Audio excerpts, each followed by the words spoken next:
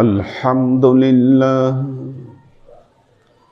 الحمد لله الذي شرف على كل صورة الإنسان وزينه بخلعة الإسلام وأذاقه حلاوة الإيمان فسبحان الذي فضل زمانا على زمان كما فضل مكانا على مكان وإنسانا على إنسان فسبحان الذي جعل رجبا للاستغفار من الذنوب وسنا شعبانا لإصلاح العيوب وثلثهما رمضانا للتنوير القلوب وأخفى فيهما ليال لمواهب كرامته من الشروق إلى الغروب فنشهد أن لا إله إلا الله وحده لا شريك له ونشهد أن سيدنا وسندنا ونبينا محمدا صلى الله عليه وسلم فصلى الله تعالى عليه وعلى آله وأزواجه وذريته وأهل بيته وأحبابه وأصحابه الأجمعين إلى يوم القيامة أما بعد عباد الله توبوا إلى الله وادخلوا في السلم كافة ولا تتبعوا خطوات الشيطان إنه لكم عدو مبين ولتنظر نفس ما قدمت لغد واتقوا الله إن الله خبير بما تعملون عباد الله واعلموا أن هذا الشهر رجب الحرام ولد فيه رسول الله صلى الله عليه وسلم إلى السماء الدنيا كما قال تعالى سبحان الذي أسرى بعبده ليلا من المسجد الحرام إلى المسجد الأقصى الذي باركنا حوله لنريه من آياتنا إنه هو السميع البصير وقال تعالى ثم دنا فتدلى فكان قاب قوسين أو أدنى فأوحى إلى عبده ما أوحى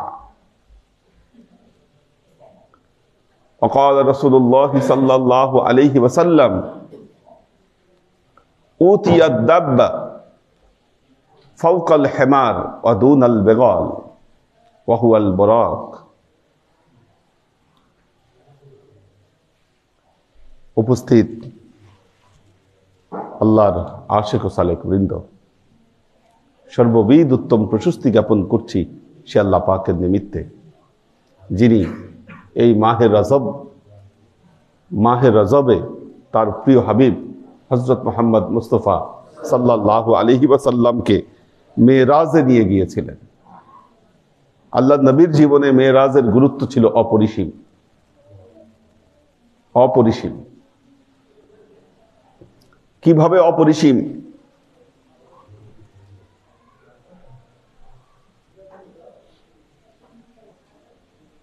কালেমায় শাহাদাতের সাক্ষ্য বা কালেমায় তাইয়্যিবার সাক্ষ্য,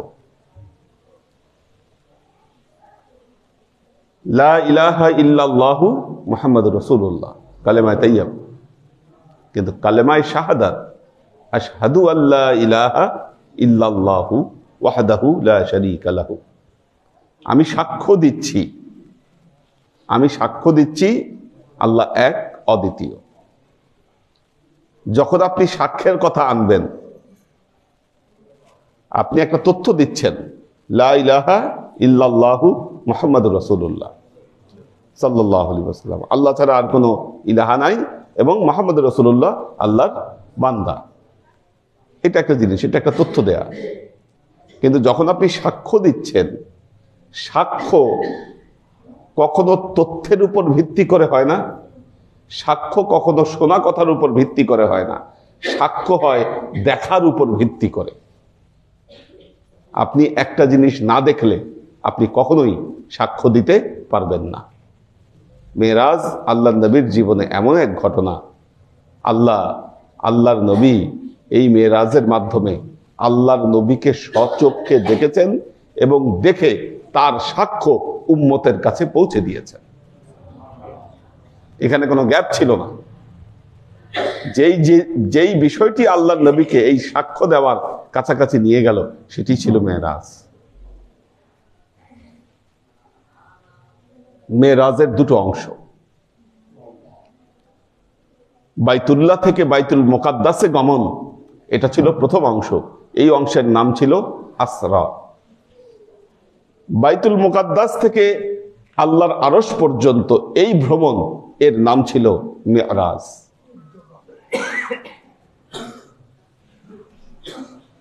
আল্লাহ প্রত্যেক নবীকে মুআজিজা দান করেছেন।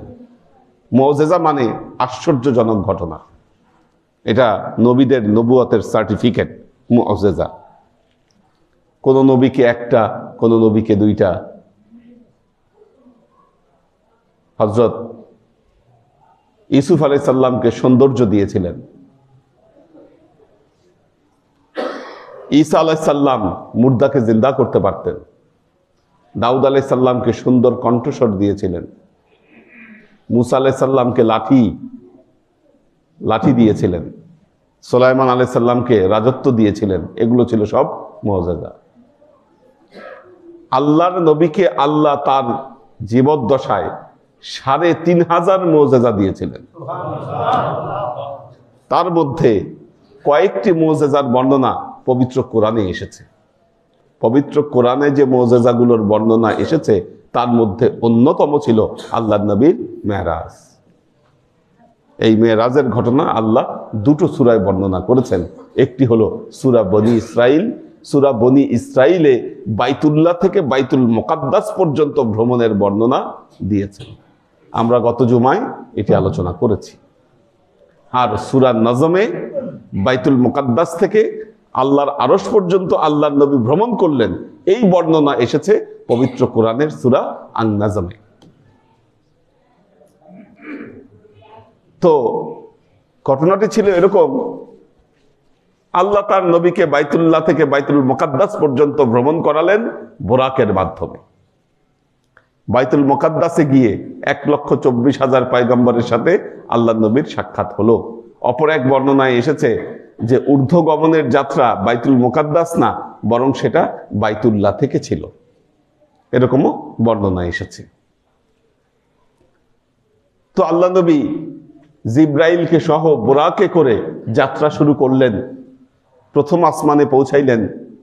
প্রথম আসমানে পৌঁছানোর পর প্রথম আসমানে জিজ্ঞাসা করা হলো জিব্রাইলে আমিনকে, আপনি কে? জিব্রাইলে আমিন উত্তর দিলেন, আমি জিব্রাইল। বললেন সাথে কে? বললেন সাথে হচ্ছে মুহাম্মদ রাসূলুল্লাহ সাল্লাল্লাহু আলাইহি ওয়াসাল্লাম।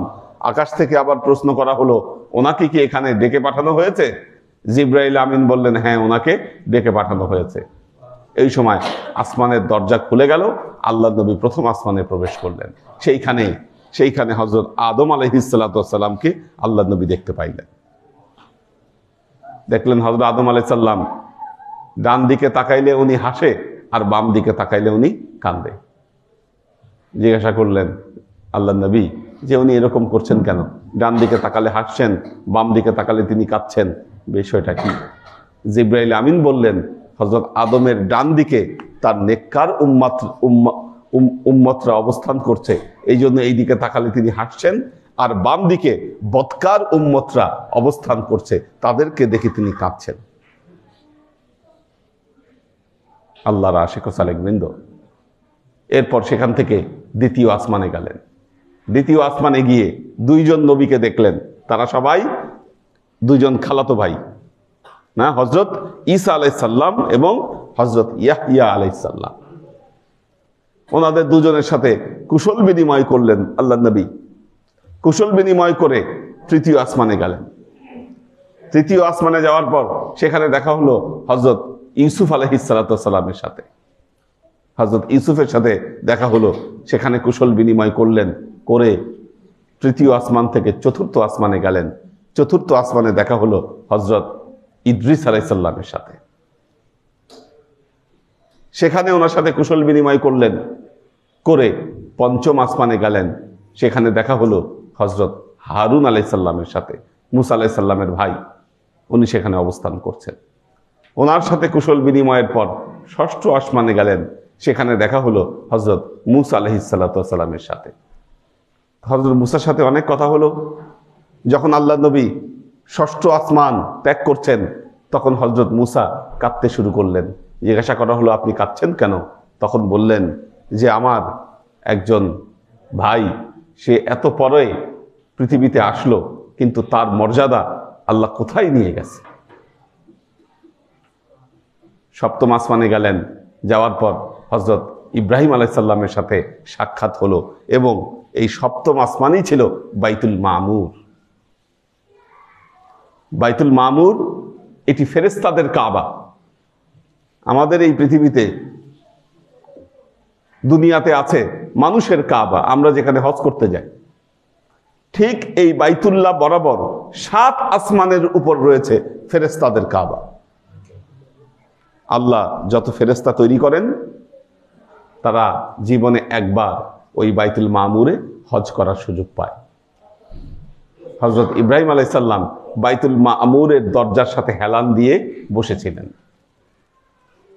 আল্লাহ নবী হযরত ইব্রাহিম আলাইহিস সালামের সাথে সাক্ষাৎ করলেন।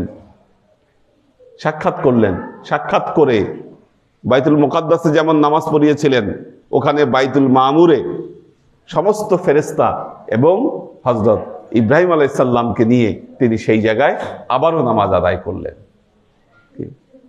এই জন্য আল্লাহ নবীকে বলা হয় সাইয়্যিদুল কাউনাইন। তিনি এখানেও যেমন ইমামতি করেছেন, ইমামুল মুরসালিন, ঠিক তেমনি বাইতুল মামুরে সমস্ত নবীদেরকে নিয়ে আল্লাহ নবী আবারও নামাজ আদায় করলেন ওখানে।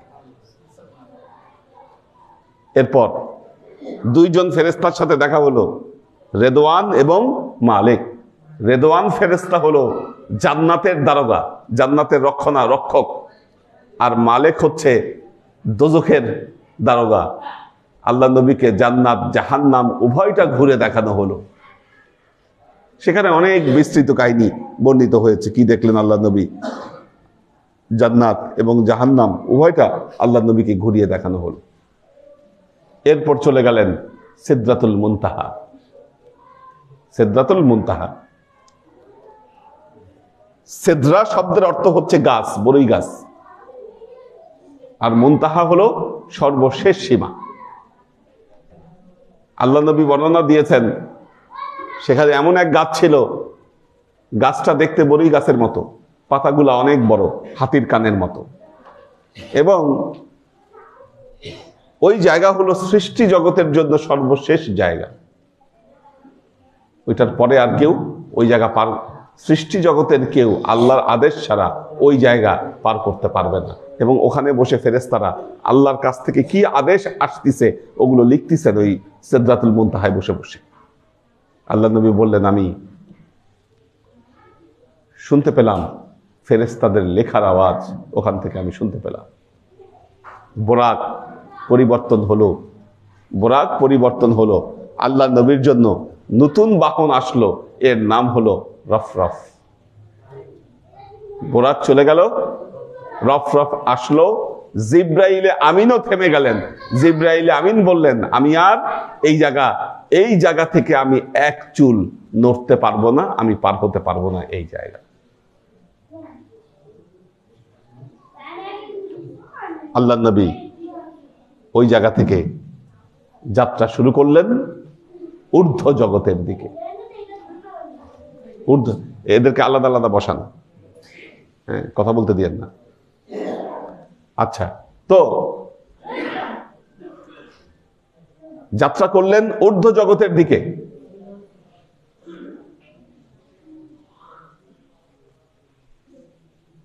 যেতে যেতে আল্লাহর আরশে গিয়ে উপস্থিত হলেন আল্লাহ নবী। সূরা নজমে আল্লাহ এর বর্ণনা দিচ্ছেন, ওয়ান নাজমি ইযা হাওয়া মা দাল্লা সাহিবুকুম ওয়া মা গাওয়া ওয়া মা ইয়ানতিকু আনিল হাওয়া ইন হুয়া ইল্লা ওয়াহয়ুন ইউহা।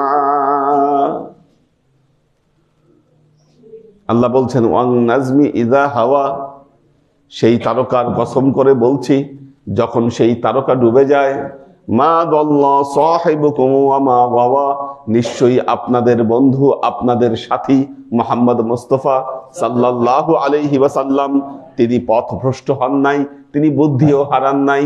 ওয়া মা ইয়ানতিকু আনিল হাওয়া, তিনি তার নিজের প্রবৃত্তির বশে কোনো কথা বলেন না। ইন হুয়া ইল্লা ওয়াহয়ুন ইউহা, তিনি যা কথা বলেন তার উপর নাজিলকৃত ওহীর ভিত্তিতেই তিনি কথা বলে থাকেন। আল্লাহ নবী পৌঁছালেন কোথায়? আল্লাহর আরশে।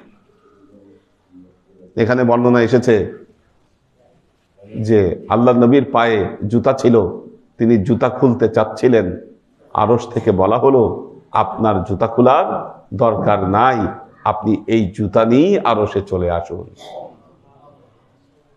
সুম্মা দানা ফাতাদাল্লা ফাকানা ক্বাবা কাউসাইনি আও আদনা ফাআওহা ইলা আবদিহি মা আওহা। কোরআনের বর্ণনায় এসেছে তিনি আল্লাহর আরশে পৌঁছালেন, আল্লাহর সাথে তার সাক্ষাৎ হলো। দেখেন, পুরো সৃষ্টি জগৎ দেখছেন যে আল্লাহ নবী কোথায় পৌঁছে গেলেন। যখন আল্লাহর আরশে গেলেন, এখন আপনি কারো বাসায় গিয়েছেন, কোনো গিফট তো আপনাকে নিতে হবে।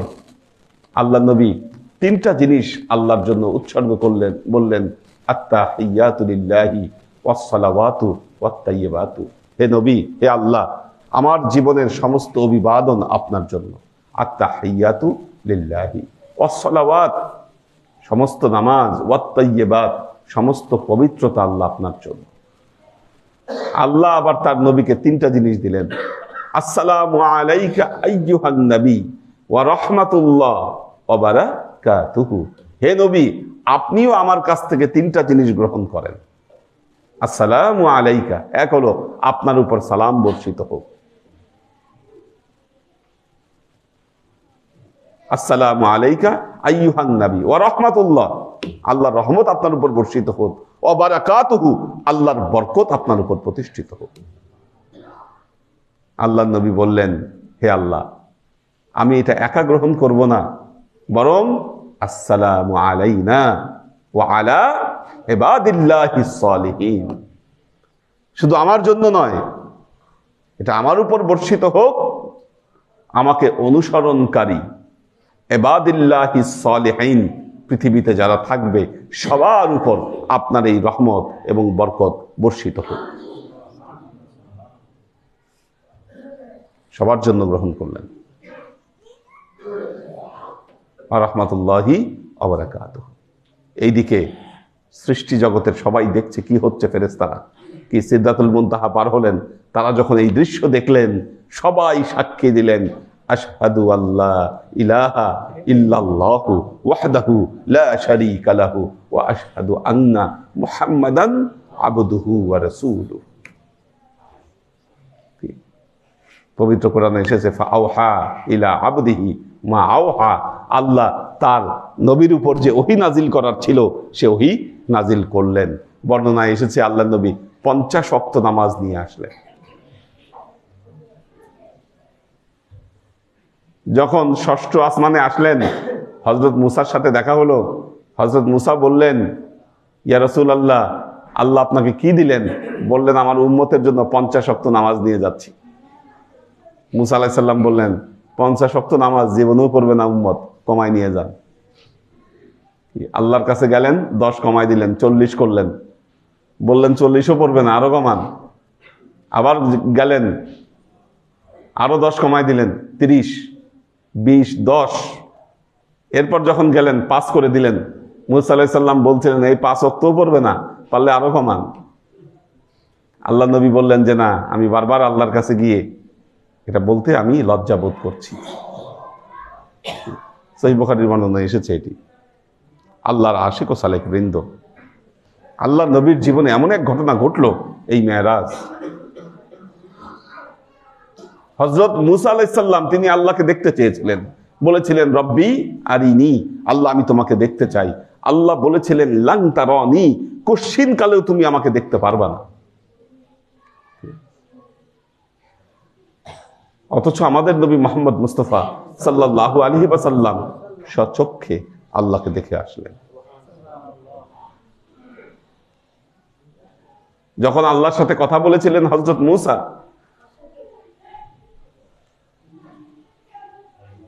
তখন হযরত মুসাকে বলা হয়েছিল, ইন্নাকা বিল ওয়াদিল মুকদ্দাসাতি তুয়া, হে মুসা, তুমি তুয়া নামক পবিত্র অবস্থায়, উপত্যকায় তুমি অবস্থান করছো। ফাখলা আনা আলাইকা, তুমি তোমার জুতাকে খুলে ফেলো,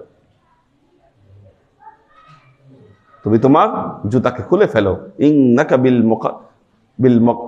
বিল ওয়াদিল মুকদ্দাসাতি তুয়া, কারণ তুমি তুয়া নামক পবিত্র উপত্যকায় তুমি অবস্থান করছো। কিন্তু আমার নবীকে আল্লাহ তার পায়ের জুতা সহই তার আরশে স্থান দিয়েছেন।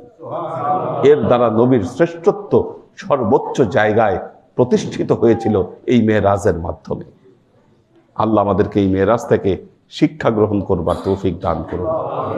বারাকাল্লাহু লানা ওয়া লাকুম ফিল কুরআনিল আযীম ওয়া নাফা'ানা ওয়া ইয়্যাকুম লা আয়াতি ওয়া যিকরিল হাকীম ইন্নাহু তাআলা জাওয়াদুন কারীমুম মালিকুন বাররাউফুর রহিম।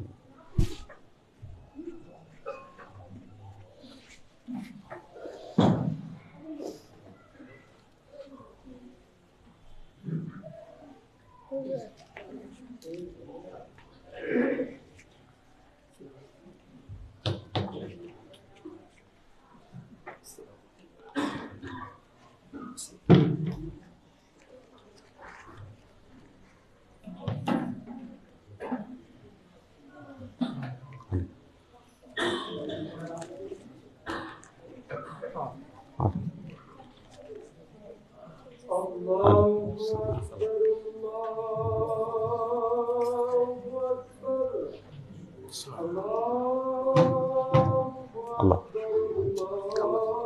ভালো আছেন না? ক্লাসের দিন বাদে এখানে আসবো। আসলাম 5 তারিখে আমার মেয়ে হয়েছে। মাশাআল্লাহ, কংগ্রেচুলেশনস।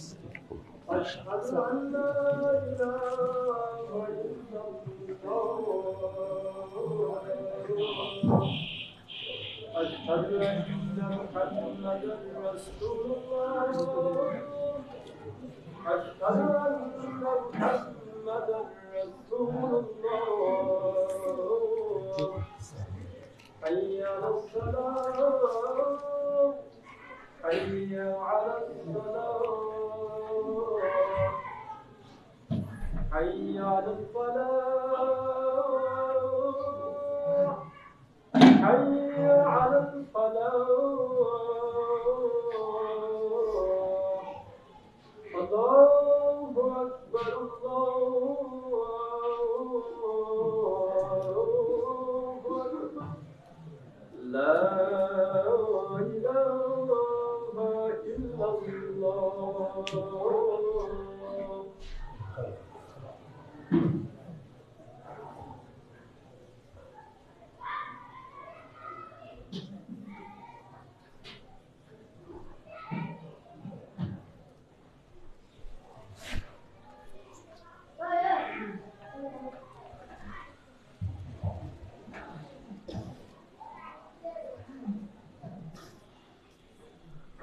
الحمد لله الحمد لله الذي شرف على كل صورة صورة الإنسان وزينه بخلعة الإسلام وأذاقه حلاوة الإيمان فسبحان الذي فضل زمانا على زمان كما فضل مكانا على مكان وإنسانا على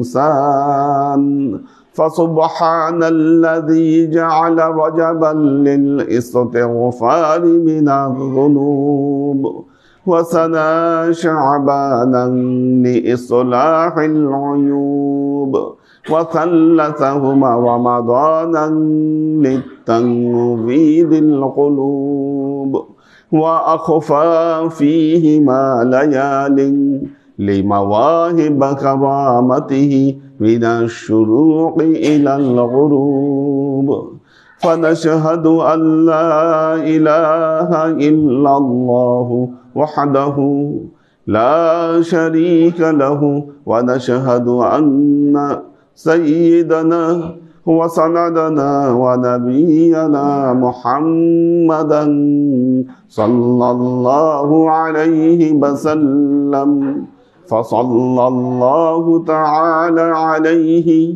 وعلى آله وأزواجه وذريته وأهل بيته وأحبابه وأصحابه الأجمعين إلى يوم القيامة.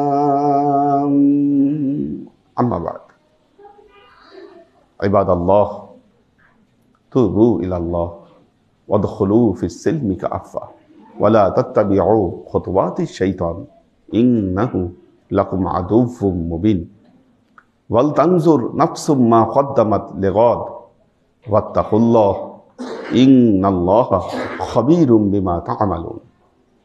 عباد الله، واعلموا أن هذا الشهر رجب الحرام أريد رسول الله صلى الله عليه وسلم في هذه الشهر إلى السماء الدنيا فاعتزوا بنصيحتي كما أخبركم الآن بخطبتي. بارك الله لنا ولكم في القرآن العظيم ونفعنا وإياكم الآيات والذكر الحكيم إنه تعالى جواد كريم مالك بالرؤوف الرحيم.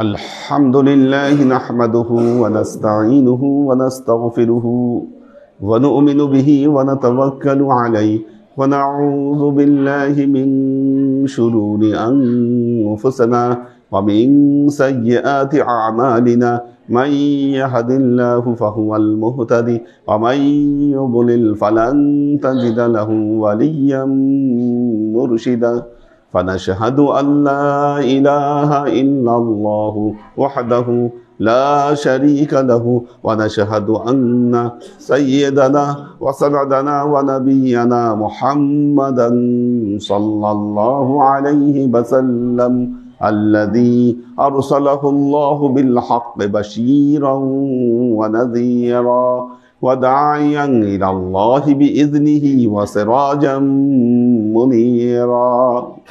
وقال تعالى إن الله وملائكته يصلون على النبي يا أيها الذين آمنوا صلوا عليه وسلموا تسليما.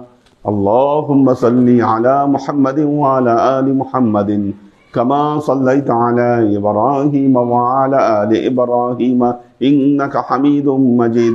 اللهم بارك على محمد وعلى آل محمد كما باركت على إبراهيم وعلى آل إبراهيم إنك حميد مجيد اللهم صل وسلم ورحم وبارك على سيدنا ونبينا وشفيعنا وحبيبنا وقرة أعيننا محمد صلى الله عليه وسلم وعلى آله وأزواجه وذرياته وأهل بيته وأحبابه وأصحابه الأجمعين إلى يوم القيامة خصوصا على صاحب الصدق عامل المؤمنين أبي بكر الصديق رضي الله تعالى عنه وعلى صاحب العدل والإحسان عامل المؤمنين عمر بن الخطاب رضي الله تعالى عنه وعلى صاحب الحياء والإحسان عامل المؤمنين عثمان بن عفان رضي الله تعالى عنه وعلى صاحب الحلم والعلم والعرفان عامل المؤمنين علي بن أبي طالب رضي الله تعالى عنه وعلى تمام العشرة المبشرات والتابعين المهديين اللهم اهد أئمة المسلمين إلى سنة رسول الله صلى الله عليه وسلم اللهم اغفر أئمة المسلمين مغفرة ظاهرة وباطنة اللهم أعز الإسلام والمسلمين اللهم أت أئمة المسلمين فلاحا عظيما اللهم بارك لنا في رجب وشعبان وبلغنا رمضان اللهم انصر من نصر دين محمد صلى الله عليه وسلم واجعلنا منهم واخذل من خذل دين محمد صلى الله عليه وسلم ولا تجعلنا منهم تعالوا عباد الله رحمكم الله إن الله يأمركم بالعدل والإحسان وإيتاء ذي القربى وينهى عن الفحشاء والمنكر والبغي يعظكم لعلكم تذكرون فاذكروني أذكركم واشكروا لي ولا تكفرون